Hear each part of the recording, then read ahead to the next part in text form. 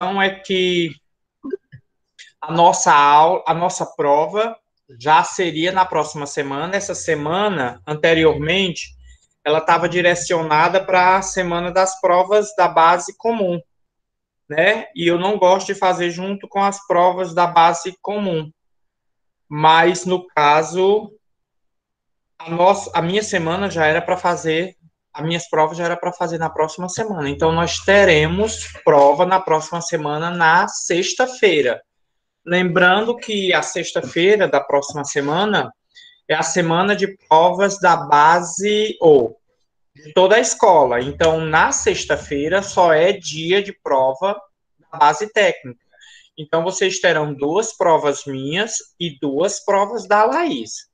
Mas isso não é problema, porque nos outros dias da semana, vocês também têm mais de uma prova. São sempre 3, 4 em torno disso. Certo?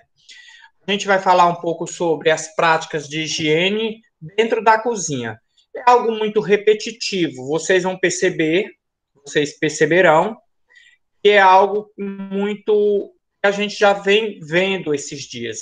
Esse material que a gente está disponibilizando hoje, ele também vai estar na prova, certo? Então vamos lá. O que são essas boas práticas, né? Como a gente pode chamar, definir o que são boas práticas? Vocês vão ver muito essa sigla, principalmente a chamada BPF, Boas Práticas de Fabricação. Só que aqui a gente está falando sobre higiene e legislação, então a gente vai ver sobre boas práticas de higiene dentro da cozinha, né? Então nada mais é do que práticas de higiene, né? É você praticar algo, né, muito óbvio, tá? Com relação à higiene, né? É você tratar de prevenção, certo? Ou seja, você não tenha que consertar um equipamento, você tenha que higienizá-lo, limpá-lo para que ele não venha a quebrar.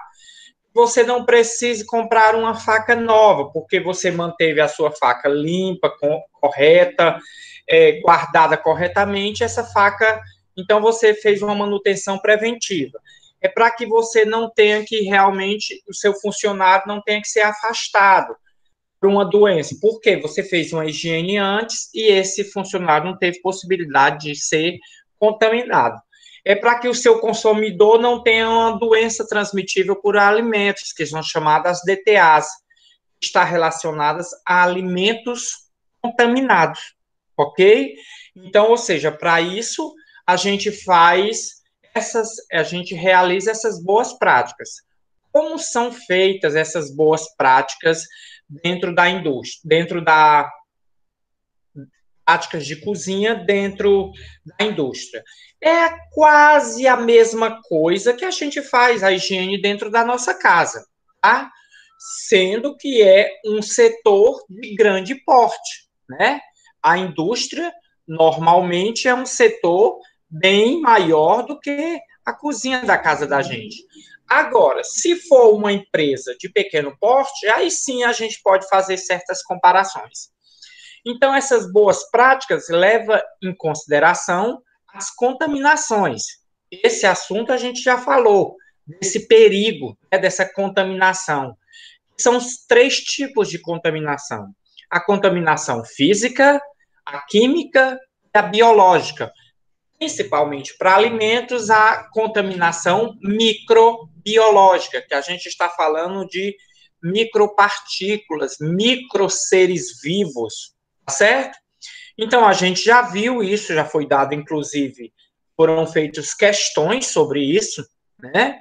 E a gente sabe que essas contaminações físicas, elas podem ser, né?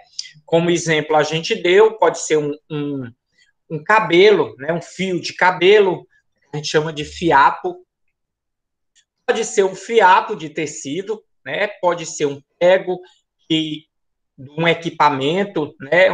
Pode ser um parafuso de um equipamento. Eu já dei exemplo aqui para vocês, né? Que pode ser uma gilete, né? Que na indústria de panificação, algumas panificadoras utilizam giletes para fazer cortes na massa do pão. Então, pode ser isso, tá? E como também pode ser uma contaminação química. A contaminação química normalmente está envolvida, né, os produtos químicos, quando a gente está falando relacionados a alimentos. Que produtos químicos podem ser esses? Pode ser agrotóxico, tá certo? Pode ser detergente, né? Usou detergente para lavar um equipamento e não fez a correta higienização, ficou resquício desse detergente, então isso pode ser uma contaminação, certo?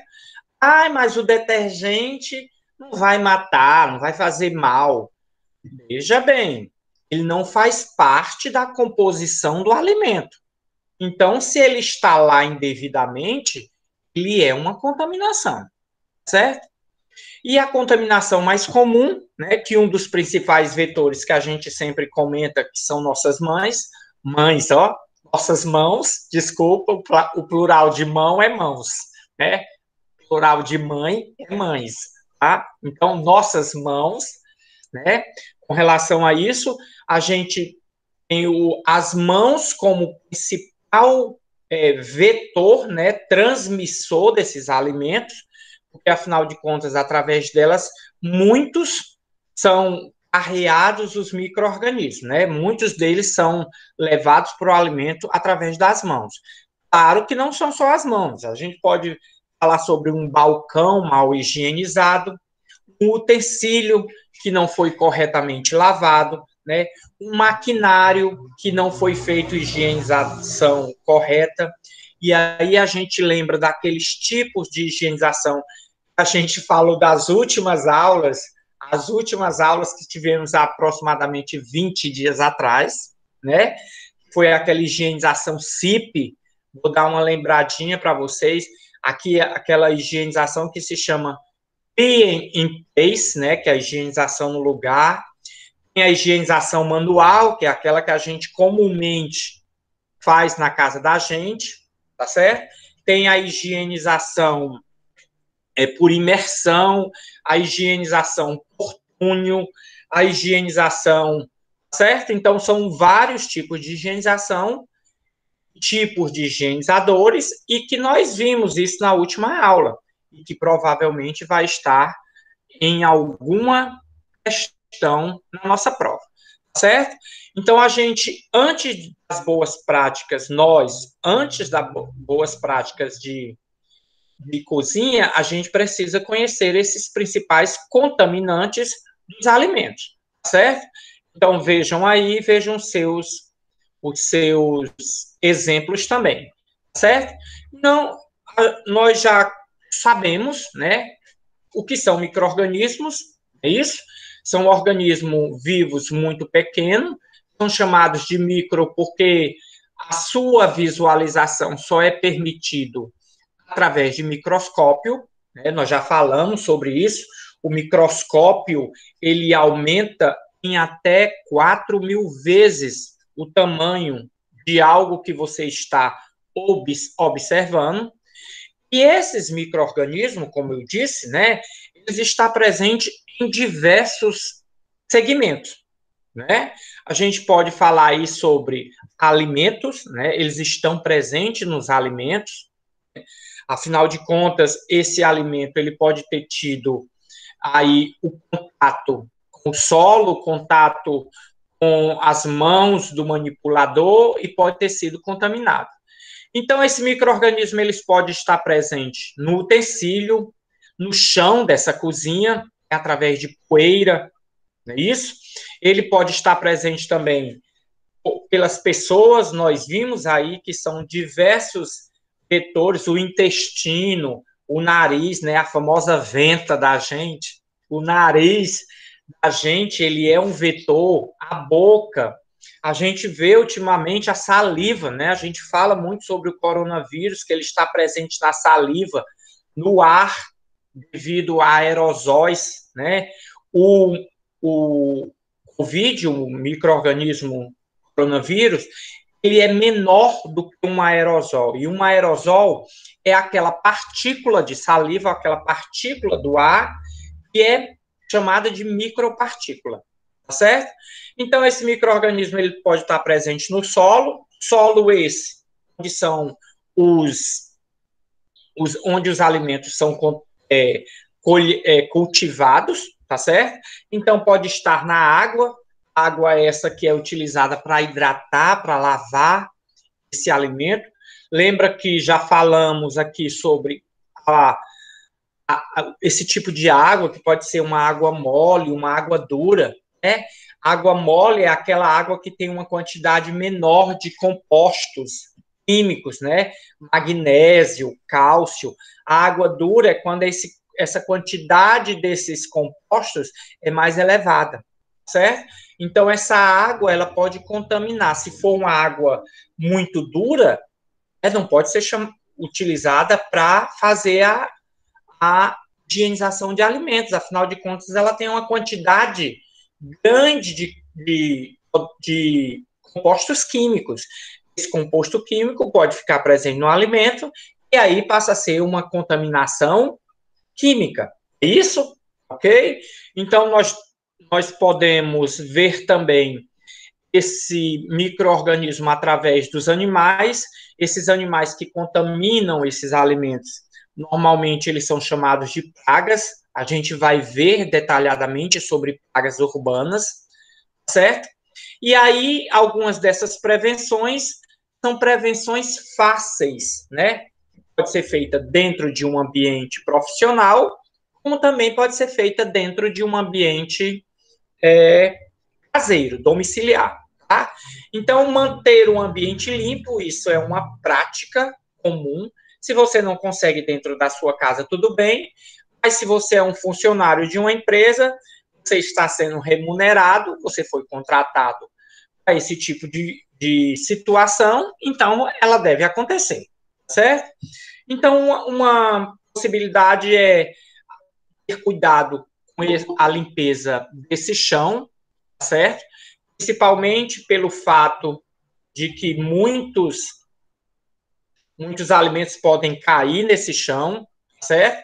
Então, é interessante que esse chão esteja sempre limpo, né? Ele precisa ser retirado para você ver, se você observar as etapas, né, de limpeza do chão, que besteira, né? Limpar o chão, todo mundo sabe fazer. Você aprendeu porque você viu em casa, né? Mas dentro da indústria tem procedimentos, né? E normalmente esse chão ele deve ser feito com uma solução clorada, né? Aí você lembra que quando sua mãe vai passar o pano no chão na sua casa, ela coloca lá aqueles produtinhos, né? Ela coloca pinho-sol, né? Ela coloca um produto que tem um cheiro, tá? Produto que tem um aroma bom para a casa ficar cheirosa. Então, normalmente, essa é uma solução clorada. Ela tem a sua base do cloro, e o cloro é um dos produtos químicos que ajuda, que auxilia, né, na eliminação desses micro-organismos, né, desses contaminantes químicos, físicos e biológicos. Então, uma primeira parte poderia ser retirar o excesso de sujeira. Esse excesso de sujeira, olha aí, né, é a retirada da macro sujidade. Então, é quando a gente passa a vassoura. Então, ó, eu já fiz a primeira parte da higienização. Então, quando sua mãe disser assim, passa a vassoura na casa, criatura. Criatura, você só fez uma parte da higienização. Agora, se ela dizer assim, passa a vassoura, passa o pano depois. Aí você fez o processo de higienização. Aí você chega para sua mãe e diz, a senhora quer que eu higienize a casa, né? Aí ela vai dizer, sim, faça as duas coisas. Varra a casa e passa o pano. Então, é um processo de higienização. Viu como ficou bonito o nome? Né? Uma besteira dessa dentro de casa ficou um nome bonito. Então, o processo de higienização do chão da sua casa é varrer e passar o pano. Porque esse pano, normalmente, ele está úmido e ele foi umidificado numa solução clorada. Ou pinho-sol, ou caso você não tenha nenhum desses produtos, você pode montar uma solução clorada. Isso é 1 litro de água, a cada 1 litro de água, uma colher de sopa de água sanitária. Aquela que a gente conhece de IP, Dragão, outros outras marcas aí que eu não estou lembrado agora, certo? Então, aquela água sanitária, né, a Que Boa, que é uma marca também, ela tem uma quantidade de cloro entre 2,5% e 3%. E essa quantidade é uma quantidade razoável, né, uma quantidade confiável, razoável não, confiável para a eliminação desse micro-organismo. Então, é por isso que é interessante varrer, né, fazer o primeiro processo, a limpeza, e depois a higienização, que é passar o pano. Tá? Para vocês terem uma ideia, quando as aulas estavam previstas para serem começadas, pode ser que seja na outra semana, né? Afinal de contas, o decreto acaba dia 11, no domingo, mas não vamos colocar tantas expectativas, que a gente já colocou tanta expectativa que tem dado errado, certo? Então, vamos lá. Para você ter uma ideia, a escola ela era, né, borrifada com essa solução clorada toda a vida, quando fosse terminar o período da manhã, que os alunos da tarde fossem entrar. Então, ia um processo de borrificação na escola para poder eliminar, né, algum tipo de micro-organismo, principalmente, né, o vírus coronavírus, certo? Então, essa é uma medida preventiva, certo? De boas práticas na cozinha, né? Uma outra é guardar os produtos de limpeza separados dos alimentos, certo? Então, isso é muito importante ficar atento. Produtos de limpeza, normalmente, numa indústria grande, eles têm, inclusive, um armário ou uma sala, uma pessoa responsável com uma chave por esse acesso a esse setor, né? Não é todo mundo que pode entrar. Para você ter uma ideia, né? Lá na nossa escola, todo aquele material de banheiro, detergente, papel higiênico, né? Água clorada, tudo isso tem um local específico para guardar, que é o local para guardar os produtos de limpeza. Só uma pessoa lá tinha essa chave, né? Só uma pessoa tinha acesso. Porque aí tudo que acontecer dentro daquele setor, dentro daquela sala, é responsabilidade de uma única pessoa.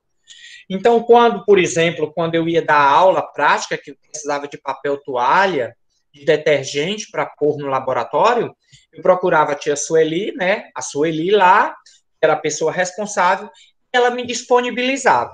Então, não tinha nenhum problema. Não era para dificultar o acesso, era para dar garantia, né? Para dar segurança a todo o ambiente. Afinal de contas, são produtos químicos.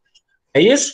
Então, se você está dentro de uma empresa, ela é menorzinha, certo? Você precisa ficar atento a isso, a essa separação de produtos químicos, produtos de limpeza separados de alimentos e separados também, né, de utensílios utilizados para alimentos, certo?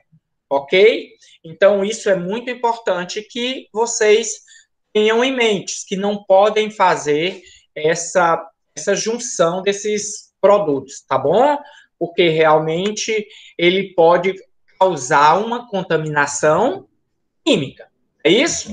Ok? Então, não permitir a entrada e permanência de animais na cozinha em áreas de armazenamento de alimentos. Se vocês observarem a ilustração aí, tem um gatinho, né? Aí vai dizer, ai, professor, é um gatinho. Esse gatinho é bom na sua casa, esse gatinho é bom brincando na sua cama, no seu sofá, mas dentro da indústria de alimentos, dentro da cozinha industrial, não é permitido esse tipo de animal. Então, se você tem, por exemplo, intenção de fazer algo dentro da sua casa para vender, comece a ter cuidado com esses animais que transitam no local onde você está fazendo esse alimento. Claro que se você tiver dentro de casa produzindo carrinho de mão não vai ser contaminado pelo um gato, né? Mas se você estiver produzindo cocada, se você estiver produzindo pipoca, se você estiver produzindo, né, biscoito, então esse gato ele é realmente uma praga, né, ele é realmente um contaminante físico, ele vai soltar pelo, esses pelos podem estar presentes nesse alimento. Então, não é permitido esse tipo de animal, certo? Remover esse lixo, porque esse lixo, afinal de contas, né, é um contaminante físico. E esse contaminante físico ainda pode acarretar, né, trazer contaminantes biológicos, né? Pode trazer mosca, pode trazer mosquito, muriçoca, pode trazer aí roedores, né? São pragas urbanas. Então, muita atenção quando você estiver numa cozinha industrial. Um dos aspectos que você pode observar, observando já a ilustração, né, é que esse lixo ele precisa ter uma tampa, ele precisa ter um horário de recolhimento, certo? Por exemplo, se nós fazemos marmita, né, vendemos marmita, na minha empresa vende marmita, então, normalmente, depois que você termina todo o almoço, né, fica bastante cheio esse lixeiro. Então, é ideal que ou você faça esse recolhimento do lixo antes do atendimento ao cliente ou após o atendimento ao cliente. Não é agradável, enquanto você está vendendo as suas marmitas, está vendendo a sua refeição, alguém passar com um saco de lixo recolhendo, né? A gente sabe que ao manusear esse lixo, vai aí, né, surgir aí alguns odores, né, algum mau cheiro, que pode realmente comprometer a qualidade e a segurança do seu alimento, certo? Então, são detalhes bestinhos, pequenos, em que a gente não se dá conta, mas que pode ser feito dentro da nossa casa, ou o contrário, né? Pode ser, você aprende dentro da sua empresa, aprende na escola e leva para o seu cotidiano, né? Se você chegar aqui na minha casa, o lixeiro da cozinha, ele tem tampa, porque normalmente são colocados os compostos orgânicos, aqueles que têm vida e que normalmente eles vão ser deteriorados e pode exalar algum mau cheiro, tá? Então, isso é comum numa indústria, numa cozinha industrial, tá?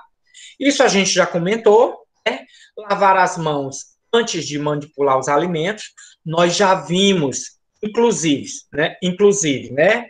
quais as partes das mãos são mais laváveis, outras que nós esquecemos, certo?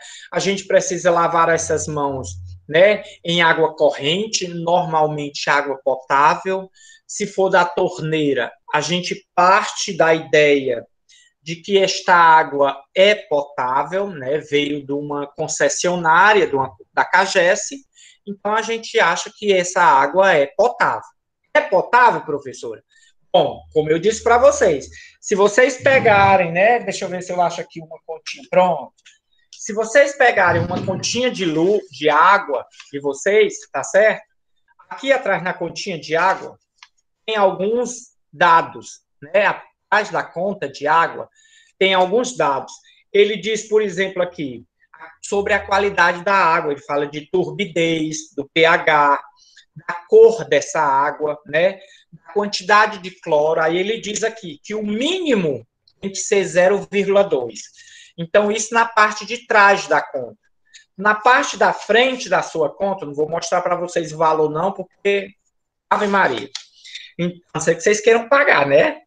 Então, vamos lá. Na parte da frente da conta, tem aqui os dados das amostras que foram feitas. Então, ele vai mostrar aqui. Então, a gente parte do pressuposto que a água da CAGES é uma água potável. A gente viu, tem análises dessa água, tá certo? Então, vocês sabem, a gente explicou detalhadamente esse processo de higienização das mãos, né? Ele tem diversas etapas e algumas delas estão aí, né? Seque com papel toalha ou outro sistema de secagem. Quando a gente fala outro sistema de secagem, a gente está falando de um sistema de ar. Normalmente, isso é muito comum em shopping center. Quando você vai ao shopping center, que sai do banheiro, tem uma maquininha, você coloca a mão embaixo, e ela sente a presença da sua mão, ela tem um sensor, ela liga esse vapor. É um vapor quente, tá?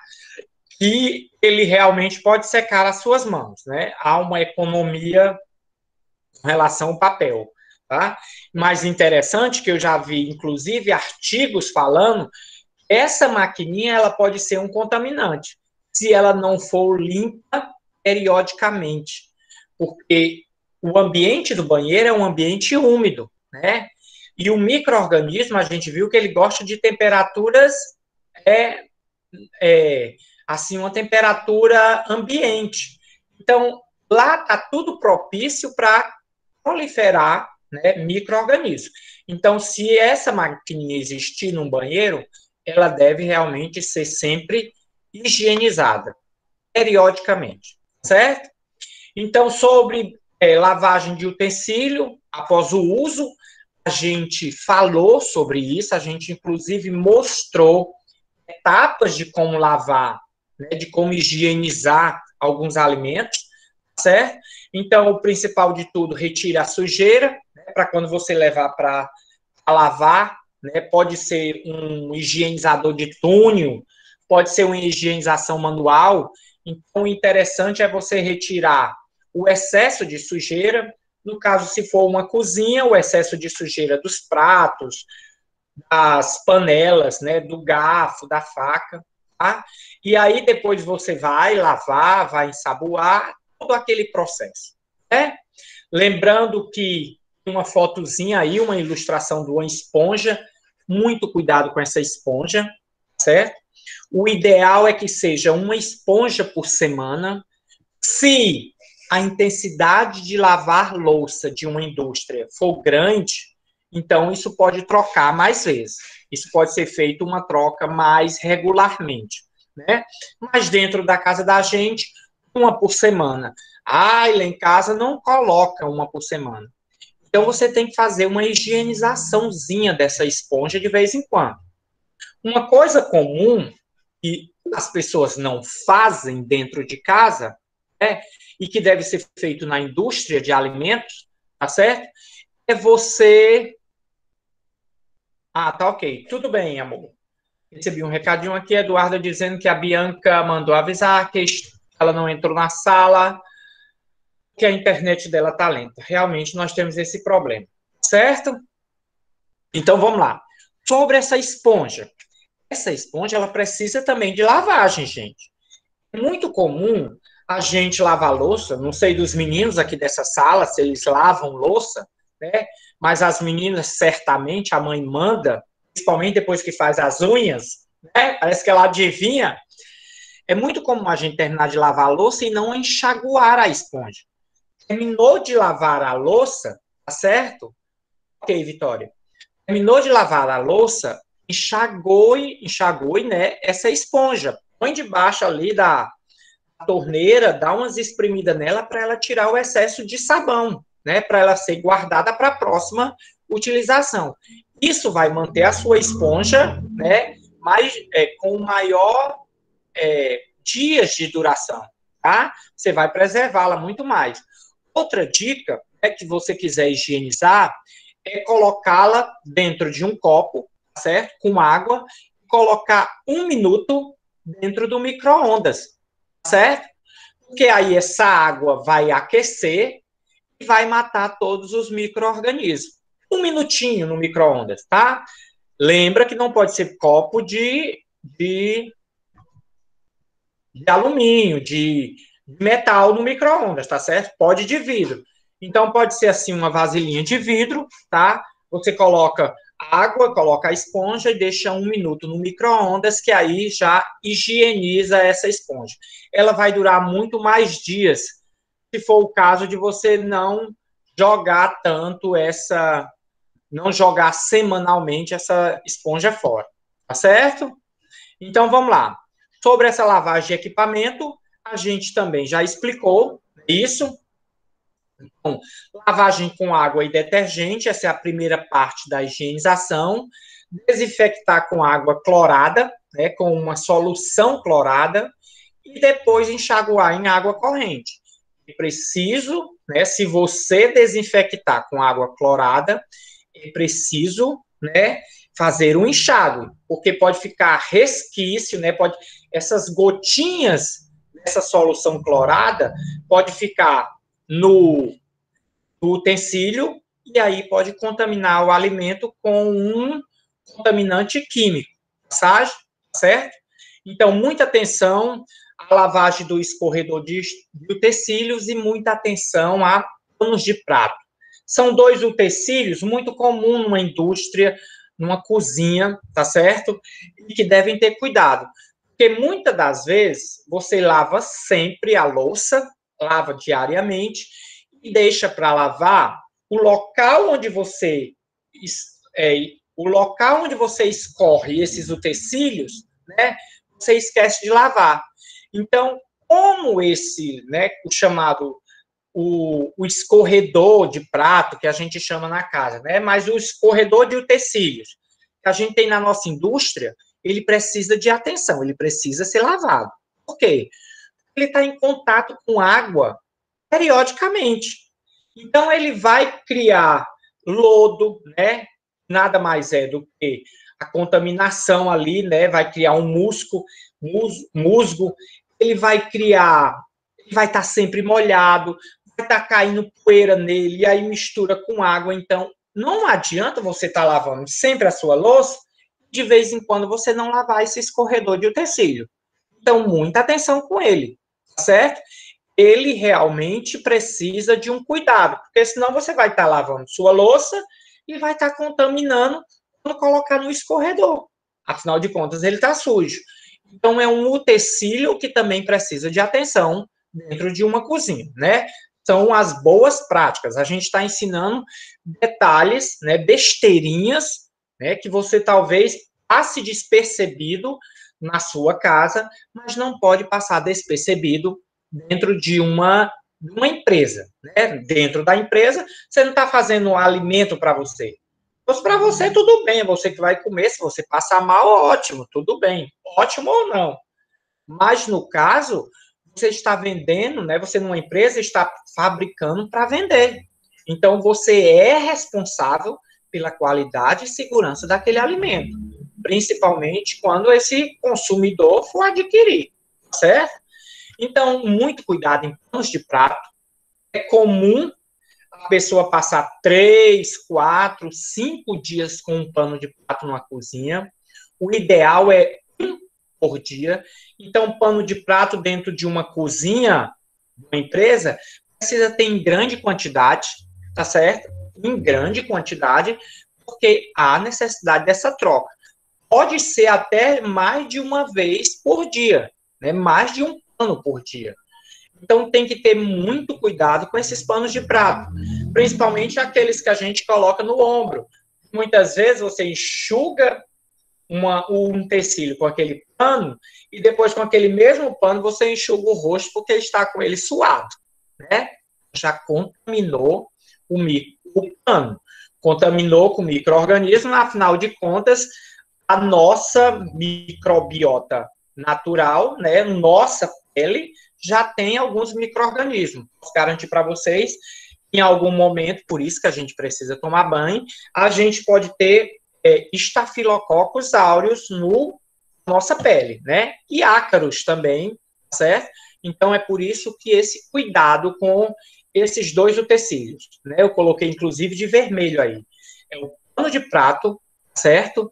E o escorredor de utensílio, mais conhecido como escorredor de prato.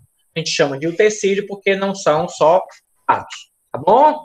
A lavagem do alimento, né? Isso seria uma aula que nós iríamos ver na escola, tá? Infelizmente, estamos afastados, mas seria uma das nossas aulas práticas, né? Lavar esses alimentos em água corrente, colocar em solução clorada, enxaguar, a gente ia manipular, ia fazer umas saladas lá, mas infelizmente a gente não vai poder realizar essa atividade. Não no primeiro momento. Se nós voltarmos, então sim. Então, sobre lavar esses alimentos, a gente já sabe esse procedimento, né? Tira a macrosujidade, é poeira, galho, folha, insetos mortos, né? Depois coloca numa água limpa com a solução clorada por 15 minutos. Depois faz um enxágue e seca ou não. Alguns desses alimentos seca naturalmente, outros podem ser realmente enxutos. Por exemplo, alface, couve-flor. Essas folhagens, elas podem ser enxutas com papel toalha, tá? Para serem guardadas, para ter uma vida de prateleira, uma vida útil maior, tá bom? Então, a gente tem que se preocupar com as temperaturas, né? Temperaturas dos alimentos, principalmente desses alimentos, tá? A gente falou sobre esses micro-organismos que podem contaminar esses alimentos, né? Aqueles que atuam numa temperatura ambiente, que são os mesófilos, né? Os que gostam de temperatura quente, que são os termófilos, certo? Os que gostam de temperaturas mais frias, que são os psicrófilos, não é isso? Então, a gente tem aí esses micro-organismos que se adaptam a essas temperaturas. E vejam que a zona de perigo é a zona onde tem a maior quantidade de contaminação, de possibilidade de contaminação do alimento, né? Que é entre 8 e 60 graus, tá certo? Então, a gente tem aí também como possibilidade para a eliminação desse micro-organismo o armazenamento através de redução, né, diminuição da temperatura, certo? E aí a gente já consegue mostrar a diferença entre o que é congelar e o que é refrigerar, né? Refrigerar é quando a temperatura está acima do 0 graus até 10 graus. E congelar é quando chega no ponto de congelamento, que é o 0 grau, tá certo? E aí abaixo disso. Então, esse alimento está congelado. O ideal para mantermos um alimento seguro, congelado, é que ele esteja entre menos 18, né, e menos 12 graus, certo? E aí, uma geladeira, né, um material refrigerado, ele pode ser considerado um material até 10 graus. Acima disso, ele já não é mais refrigerado, ele pode ser considerado um alimento resfriado, certo? Então, essa é a diferença entre resfriar, refrigerar e congelar, tá certo? Para vocês verem, né, essa ilustração é para que vocês para mostrar para vocês a possibilidade, né, de contaminação desse micro-organismo, tá? Então, para você ter uma ideia, uma colônia de micro-organismo é quando tem já milhões de micro-organismos. Ela duplica a cada 20 minutos. Então, às vezes, você faz aquele arroz, né? Eu até já comentei aqui, sua mãe faz a janta e você não está lá na hora da janta, né? Aí ela faz aquele pratinho maravilhoso, deixa em cima do fogão lá. Enquanto esse alimento está numa temperatura alta, a gente sabe, tá se livrando de micro-organismo. Mas a partir do momento que ele fica numa temperatura ambiente, ele começa a deteriorar. Deteriorar por ações biológicas, né? Ações químicas, físico-químicas, como a oxidação, como atividades enzimáticas, né? Mas também por contaminação do micro-organismo, né? Se ela não botou um pratinho em cima, então pode ser que esse alimento se estrague mais facilmente. Então, o ideal era colocar esse pratinho que ela fez, maravilhoso, dentro da geladeira, e na hora de comer você dá uma esquentada, certo? É uma questão de segurança. Se vocês observarem, a gente vai falando sobre, né, empresas, sobre a cozinha industrial e vai levando essas dicas para dentro de casa, certo? Porque, afinal de contas, as boas maneiras aprendidas dentro de casa, você leva também dentro da empresa. E se preocupa com a segurança alimentar. É isso? De casa também. Sobre a manipulação dos alimentos, ter muito cuidado para não misturar alimentos crus, alimentos prontos, para serem consumidos. É a famosa palavrinha contaminação cruzada. Já expliquei isso aqui para gente, né, para vocês. É aquela onde a gente pegou um utensílio, posso citar aqui uma faca, cortei uma batata que não estava limpa, né, uma batata crua, depois peguei esse mesmo utensílio, levei para fatiar uma batata cozida. Então, peguei um contaminante que eu não vi, um contaminante microbiológico, e levei para uma batata cozida. Na batata crua, esse micro-organismo ele iria morrer quando a batata fosse cozida, ou quando ela fosse frita. Né? Afinal, a gente elimina com alta temperatura. E na batata cozida, que já está cozida, eu vou cozinhá-la novamente, ela vai passar do ponto. Então, aquele alimento tende a se estragar. Então, muito cuidado ao manipular utensílios e a própria mão, né? Certo? Então, outro cuidado, escolha dos alimentos, muito cuidado no prazo de validade. É muito comum do nosso cotidiano, né? A gente ir ao supermercado, fazer compras e não olhar a validade do alimento. Isso pode para minha casa, porque, como eu já disse, é para você o alimento, né? Quem vai ficar ruim é você. Mas para dentro de uma empresa, isso não é permitido. Então, comprar alimentos com validade vencida não é aceitável para dentro de uma empresa, tá certo? Para a sua vida, você que sabe, você está pondo a sua vida em risco. Mas para a sua empresa, para você vender alimento, isso não é permitido. Então, muita atenção ao prazo de validade. Principalmente, gente, porque tem produtos com diversos tipos de prazos de validade. Tem com 2 meses, tem com 30 dias, tem com 7 dias. Por exemplo, presunto fatiado.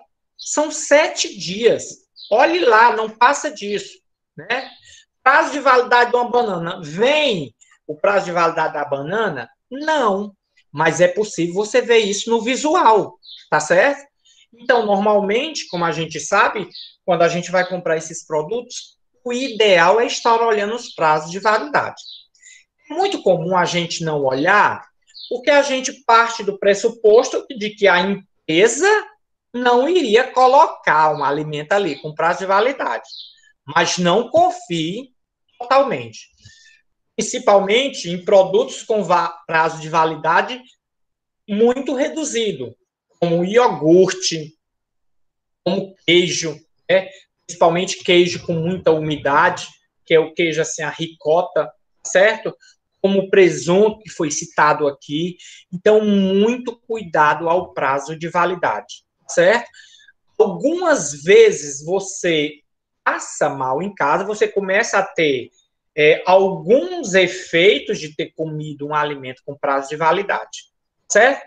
Eu posso dizer para vocês, vou explicar para vocês uma situação que não é para leigo, não é para pessoas, né, do dia a dia, tá? Mas para nós que estamos nos formando, né, em técnico de agroindústria. Esses prazos de validade, como eles são feitos? Eles são feitos de duas formas. Eles são feitos por um sistema onde você acelera o envelhecimento desse produto em laboratório, e aí você vai testando o prazo de validade, ou através do próprio acondicionamento. Por exemplo, vou lançar um biscoito novo, e aí esse biscoito novo, eu preciso saber o prazo de validade dele. Pronto, terminei hoje esse biscoito, vou botar aqui nessa estante e vou contar. Passo um dia, se ele estiver bom, ótimo, então ele já vale um dia. Passo 2 dias, se ele estiver bom. Passa um mês, então ele continua bom. Então o prazo de validade dele até agora é um mês, certo? Então pode ser dessa forma e pode ser através de produtos químicos, de uma forma que a gente faz em laboratório, que esse produto vai envelhecendo para a gente estipular esse prazo de validade. E olha que interessante. Esse prazo de validade, isso é para nós que somos técnicos, tá bom? Esse prazo de validade, com relação ao que você vê na etiqueta, tá certo? Lá na rotulagem, esse prazo de validade, ele sempre deixa uma margem de segurança, certo? Então, ele sempre deixa uma margem de segurança. Claro que, preste atenção, um supermercado chegou o dia do prazo de validade, por mais que você, técnico, saiba que ele tem uma margem de segurança, mas o supermercado obrigatoriamente tem que considerar o prazo de validade aquele que está estipulado na embalagem. Já para você que é técnico, eu estou passando essa informação, e, por exemplo, para quem vai se formar, fazer engenharia de alimentos, essa pessoa vai aprender a calcular prazo de validade, né? O Leonardo está falando aqui, as águas minerais, o ácido do chafariz, podem vir com alguma bactéria? Pode, Leonardo. Tá? Ô, Leonardo. Então, volto já para esse assunto, tá bom? Então, deixa eu explicar o prazo de validade. Então, deixa eu explicar, preste atenção vocês. Esse prazo de validade, ele tem uma margem de segurança. Então, por exemplo, como eu expliquei para vocês, se eu contei o prazo de validade do meu biscoito e ele durou 8 meses, então eu vou colocar para a indústria de alimentos que ele tem uma validade de 7 meses. Eu vou dar 30 dias de segurança, né? Mas o que é válido é o que está na rotulagem. Veja bem, eu, como técnica, sei tem uma margem de segurança, certo? Então, por exemplo, eu pessoalmente já adquiri algum produto sabendo que o prazo de validade estava muito próximo. Porque eu tenho esse conhecimento, eu sei como é que é feito esse cálculo, certo? Então, realmente, né, existe essa possibilidade. Mas, como eu volto a dizer, com relação à legislação, todas as indústrias precisam estar dentro desse prazo de validade. Tem que levar em consideração esse prazo de validade. Mas eu estou querendo dizer para vocês que, por exemplo, um iogurte, ele vale 30 dias. Então, quer dizer, mas é que ele só vale 30 dias, depois do dia 31, já não presta mais, quer dizer, 24 horas, de um dia para o outro, ele fica ruim? Não, não fica ruim. Então, ou seja, um iogurte com prazo de validade vencido de um dia, ele não está ruim. Mas, de acordo com a legislação, né, com as normas, ele está vencido. Então, ele não poderia estar ali na gôndola, né, na prateleira do supermercado, no freezer do supermercado, certo? Então, mas ele não está ruim, tá?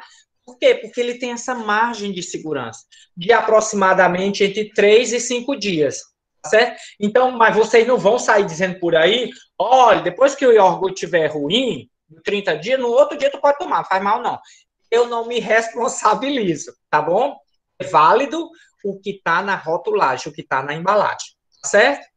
Com relação a embalagens, tá bom? Ela deve ser levada deve ter muita atenção nessa embalagem. A gente vai aprender muito sobre embalagem, que a gente tem uma disciplina só sobre embalagem de alimentos. Então, vocês vão ver quais são as mais baratas, quais são as mais caras, né? O processo de criação de uma embalagem, a gente vai ver aí diversos mini vídeos pequenininhos sobre embalagem, mas é muito importante, né, a escolha de um alimento, você saber fazer a escolha da embalagem, certo? É muito importante. Por exemplo, cerveja, olha o que é que eu peguei logo o exemplo. É porque vocês um dia vão crescer e vão beber, hoje ainda não, tá certo? Então vamos lá. Vocês já perceberam que a maioria da cerveja elas não vêm em garrafas transparentes? Existe algumas hoje em dia, mas a maioria delas não vem em garrafas transparentes. Foi por isso que eu peguei esse exemplo. São garrafas de cores. Por que coloca-se? Para preservar a qualidade da cerveja. Então põe uma cor, né? Ela tem uma cor para facilitar, para não ficar tão exposta ao sol e melhorar a qualidade do alimento, né?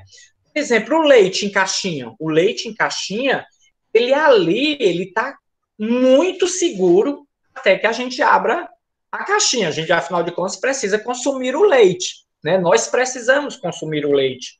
Então, aquela embalagem é uma embalagem segura para aquele tipo de alimento. Mas aquela embalagem do leite, ela não vai servir, por exemplo, para colocar refrigerante. Olha que interessante, a embalagem em caixinha. Por quê? Porque refrigerante tem gás, né? Há o processo de utilização de gás. E esse gás pode fazer o estufamento dessa embalagem de leite. Então, o refrigerante precisa de uma embalagem mais resistente que consiga, né, conter essa gaseificação que passa o processo de refrigerante. Então, essa escolha da embalagem também é muito importante dentro de uma cozinha, certo? Sobre o que o Cleonardo perguntou, né? As águas minerais ou do chafariz podem vir com alguma bactéria? Sim, gente, pode vir. Essas águas, principalmente de chafariz, elas vêm do lençol freático. O professor de biologia ou de geografia e biologia pode explicar isso para vocês, certo? De onde o que é esse lençol freático, né? É uma, digamos assim, é como se fosse uma coxa, um lençol, né? Lá subterrâneo, onde se mantém a qualidade da água, né? Só que se esse chafariz estiver numa região, né, urbana, onde existe, por exemplo, diversas cisternas e fossa, né, para acumular dejetos domiciliares, aquela área ali, aquele solo, ele pode estar contaminado. Então, é necessário fazer análise dessa água.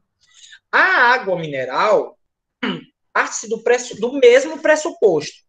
A água mineral, ela não pode ter, como é que eu posso dizer? A diferença de água mineral para água com sais, adicionadas de sais.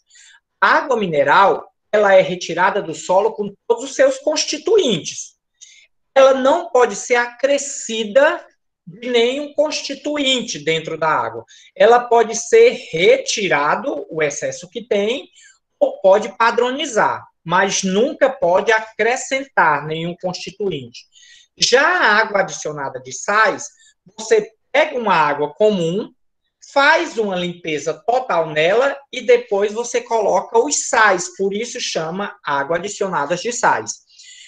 Todas essas águas embaladas, elas têm laboratório de controle de qualidade, tá? Então, passam por análises periodicamente. Assim como essa água, o Cleonardo, que a gente recebe na nossa torneira, tá? Não sei se vocês já viram em filme, né? É muito comum nos filmes nos Estados Unidos a pessoa ir lá, abrir a torneira, pegar um copo d'água e encher e beber, né? Podemos fazer isso aqui? Podemos, sim. Parte do pressuposto, né, de que essa água é potável. Se é potável, é bebível, tá certo? Então, pode-se beber dessa água da torneira? Pode. O problema é que ela tem constituintes, né, acrescentam alguns constituintes, ela fica com um sabor meio que esquisito, né? A gente percebe a presença de alguns sais, né? Porque essa água que vem na nossa torneira, ela é acrescida de flúor, né? Ela é acrescida de cloro e tem outros constituintes que fazem para a limpeza. A gente vai mostrar como faz essa filtração de água ainda, certo? Então, essas águas minerais, águas adicionais de sais, água de chafariz, precisam de análise, periodicamente. Por exemplo, aquele chafariz que a gente tem ali, na entrada da cidade, a água que a gente pega do Detran, né, ali, a gente vai lá e enche aquele, elas necessitariam de análise. A gente bebe porque todo mundo bebe, ninguém morreu ainda, né? Mas elas necessitariam de análise. Essas análises poderiam ser feitas no laboratório, no nosso laboratório da escola. Mas nós estamos afastados. E nós estamos também sem o kit de análise de água. É um kitzinho, uma caixinha, com vários produtos químicos. A gente vai lá, coleta a água da torneira, certo? E aí, essa água da torneira a gente traz dentro de de um recipiente estéreo, e não é assim, para vocês verem, tem todo um cuidado para coletar essa água. Quando a gente vai coletar água para fazer análise, primeiro detalhe, o local, o recipiente que você vai colocar água, ele tem que estar estéreo, ou seja, ele tem que estar esterilizado, não pode estar contaminado. Como é que eu tiro aquela água para não contaminar a água? Eu vou ter que limpar normalmente. Se eu fosse fazer a coleta do chafariz, eu iria limpar as torneiras antes, depois eu iria flambar ao redor. O que é flambar?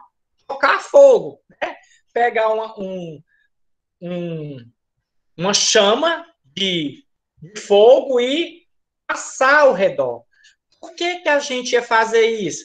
É como se a gente estivesse eliminando os contaminantes ao redor. Então, antes de eu tirar a amostra de água, eu ia ter que pegar um palitinho, que não é um palitinho, né? É um suape. E aí eu ia ter que flambar a torneira, e quando eu terminasse de flambar, imediatamente eu tiraria a amostra. Por quê? Porque essa possibilidade eu eliminei o oxigênio ao redor. Isso é confiável? Não 100%, mas haveria necessidade de fazer isso. E aí eu ia pegar essa amostrazinha de água que eu coloquei nesse recipiente e ia levar para o laboratório fazer análise. É para se fazer isso? É. Quem é responsável? Eu não sei quem são os responsáveis. Como lá do Detran, o pessoal diz que é do Detran, era a responsabilidade do Detran fazer análise daquela água.